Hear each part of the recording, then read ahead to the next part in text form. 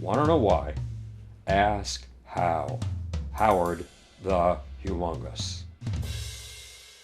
On February 24th, Russia attacked the Ukraine from three sides: the north, the south, and the east. Here's the story behind that move. On February 22nd, President Joe Biden announced economic sanctions on Russia for sending troops into the Ukraine. The next day, Vladimir Putin proclaimed that Russia will attack with strong and painful countermeasures, asymmetrical moves that will hit us where we are sensitive. In other words, Putin may mount cyber attacks on our water supply, our energy grid, our military, or our markets. But that's just the beginning. Early in the morning of February 24th, Putin gathered his military commanders in Moscow, gave a speech, and announced that Russia will mount what Putin called a special military operation in the Ukraine. Putin explained that he will demilitarize and denazify the Ukraine. It sounds like Putin wants to eradicate the entire Ukrainian army and purge the Ukraine of anyone who might disagree with him. In fact, reports say that Putin already has lists of Ukrainians to be killed or imprisoned. Any nation that interferes, says Putin, will be hit with what he calls consequences you have never seen.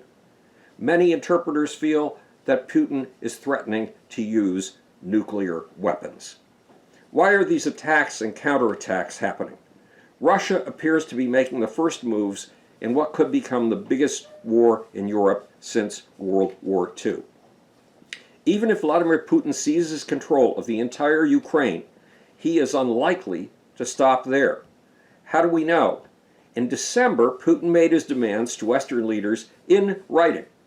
He wants all of the territory Russia possessed before 1997. That means he wants Poland, Hungary, the Czech Republic, Slovakia, Albania, Bulgaria, North Macedonia, Romania, Slovakia, Latvia, Lithuania, and Estonia. Putin appears to want close to 40% of the European continent. Why?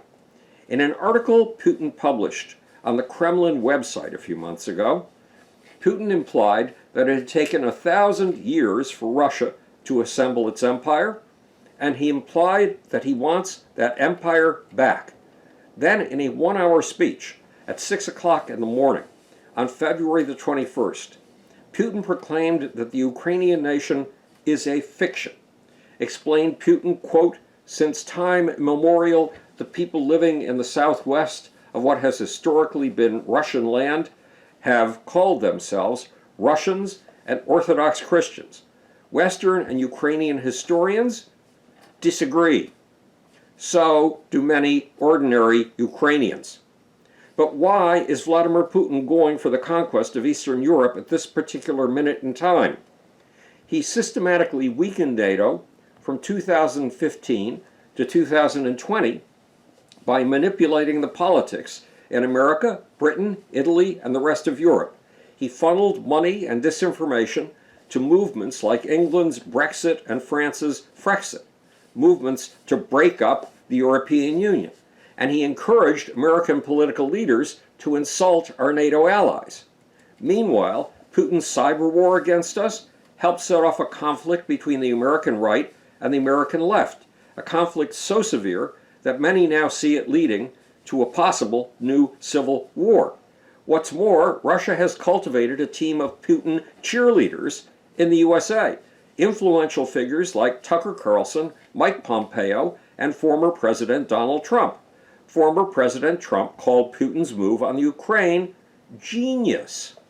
In other words, Putin has been using divide and conquer to make us weak. But that's not all. On February 19th, Russia staged nuclear military exercises near the Ukrainian border. The Star weapon was something America can't match and may not be able to defend against. A hypersonic cruise missile that travels 7 times the speed of sound, hugs the ground, zigs and zags to evade defenses, can be mounted on submarines, and can carry nuclear warheads to the coastal cities of the United States. But here's the real key to what's happening in the Ukraine. Vladimir Putin is about to be 70 years old in October. He apparently wants to go down in history as Vladimir the Great, like Ivan the Terrible, Peter the Great, and Catherine the Great, all of whom got their greatness by expanding the Russian Empire at the cost of hundreds of thousands of lives. This is Howard Bloom, speaking to you from the future. It's your job and my job to make, or, want to know why? Ask how.